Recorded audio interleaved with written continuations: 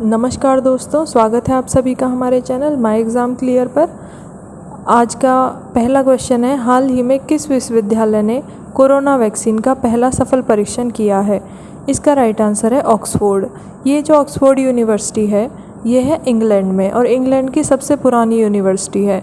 इसको बनाया गया था 1610 में और इसका मोटो है the Lord is my light. अब बात आई है इंग्लैंड की, तो इंग्लैंड की कैपिटल है लंदन। यहाँ की करेंसी है पाउंड स्टर्लिंग और यहाँ के प्रेसिडेंट हैं बोरिस जॉनसन।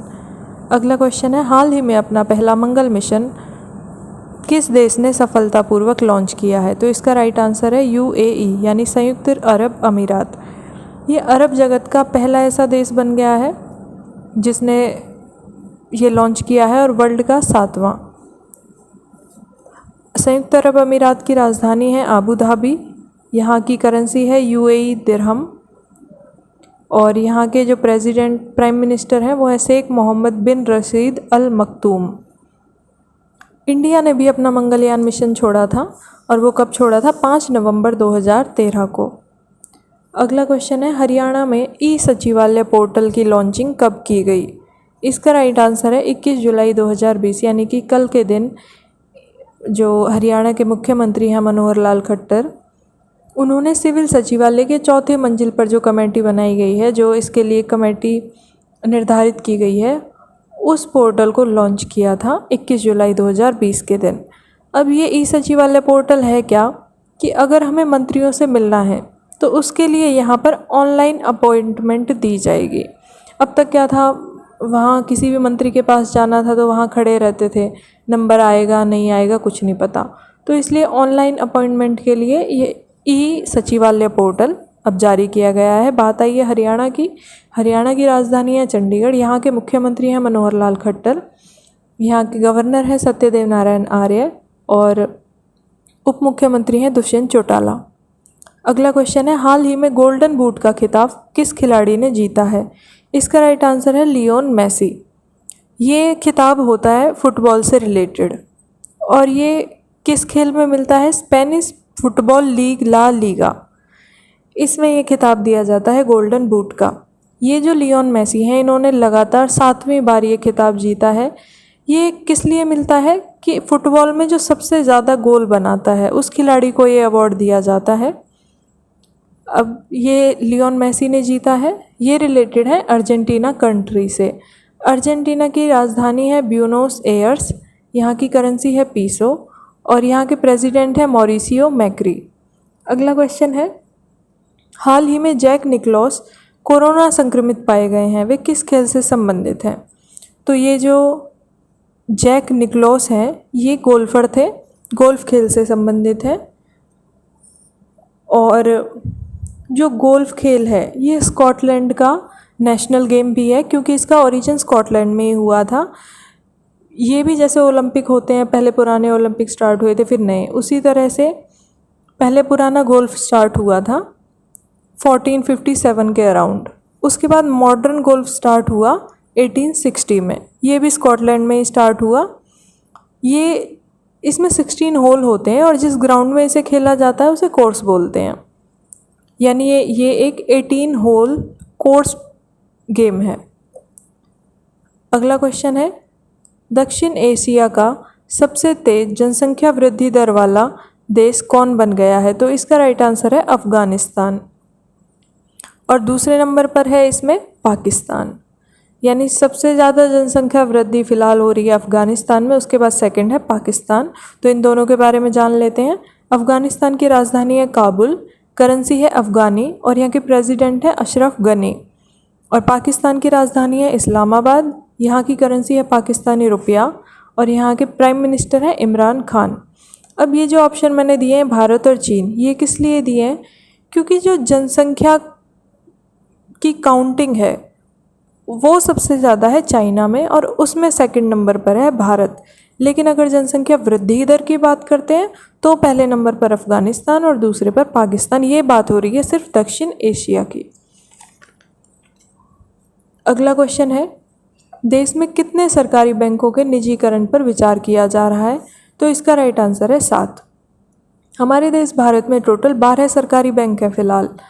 उसमें से अब जो कमेटी बन रही हैं वो ये फैसला ले रही हैं कि देश में 4 या 5 गवर्नमेंट बैंक होने चाहिए, बाकी प्राइवेट होने चाहिए। तो इसलिए उनमें से 7 या 8 उनका प्राइवेटाइजेशन किए जाने पर विचार हो रहा है। अब ये जो बैंक है इनमें कौन कौन से मेन बैंक शामिल होंगे? एक तो bank of India, central bank of India, Indian overseas bank, UCO bank, bank of Maharashtra, Punjab and Sind bank. ये लोग तो अभी इन्होंने तो फाइनली ये सोच लिया है कि हम निजीकरण करवाएंगे अपने बैंकों का। बाकी अब इसमें से कौन हटता है या कौन आता है वो अभी बाद में डिसाइड होगा, इस पर अभी विचार किया जा रहा है। अगला क्वेश्चन है, हाल ही में किस संस्था ने परीक्षा के साक्षात्कार के लिए अभ्यर्थियों का हवाई किराया देने का फैसला किया है? तो इसका राइट आंसर है यूपीएससी, यानी कि union public service commission. Hindi में इसे बोलते हैं संघ लोक सेवा आयोग। ये किस काम आता है? जो भी हमारे देश के आईएएस आईपीएस ऑफिसर चुने जाते हैं वो यूपीएससी के थ्रू ही चुने जाते हैं। और देश के जो पहले आईएएस ऑफिसर बने थे वो 1863 में बने थे, सत्येंद्र नाथ टैगोर। लेकिन अपने इंडिया में ये यूपीएससी कब स्थापित हुई थी पहली बार? 1 अक्टूबर 1926 को। उससे पहले हमारा देश गुलाम था अंग्रेज़ों का, तो वो लोग अपने ही बेस पर यूपीएससी की परीक्षा इंडिया में करवाते थे। लेकिन उन्होंने 1 अक्टूबर 1926 को इंडिया में स्थापना करवाई थी यूपीएससी की, और इसका हेडक्वार्टर है नई दिल्ली में। और इसके फ़िलहाल जो चेयरमैन है उनका नाम है अरविंद सक्सेना। अगला क्वेश्चन है, हाल ही में कमला देवी ज्ञानचंदानी का निधन हुआ है, वे किस क्षेत्र से संबंधित थी? तो इसका राइट आंसर है उद्योग।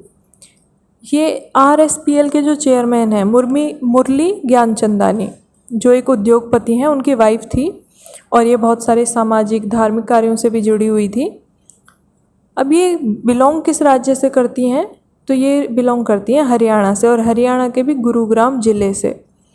ये जो आरएसपीएल के चेयरमैन है, इस आरएसपीएल की फुल फॉर्म होती है रोहित सरफेक्टेंट्स प्राइवेट लिमिटेड। अगला क्वेश्चन है, किस देश ने चीन के साथ प्रत्यार्पण संधि तोड़ दी है? इसका राइट आंसर है ब्रिटेन। अब ब्रिटेन ने ये संधि क्या ही संधि थी, क्यों ये तोड़ी है? देखिए, जो ब्रिटेन में एक जगह है हांगकांग, इस संधि के अकॉर्डिंग 1997 में ब्रिटेन ने चीन को ये सौंप दिया था जो हांगकांग है। लेकिन एक शर्त रखी थी कि जो भी इसके नागरिक होंगे उन्हें अपनी अभिव्यक्ति की आज़ादी दी जाएगी, यानी उन्हें उनके मन में जो भी है वो उसको अभिव्यक्त कर सके, उन्हें गुलामों की तरह नहीं रखा जाएगा।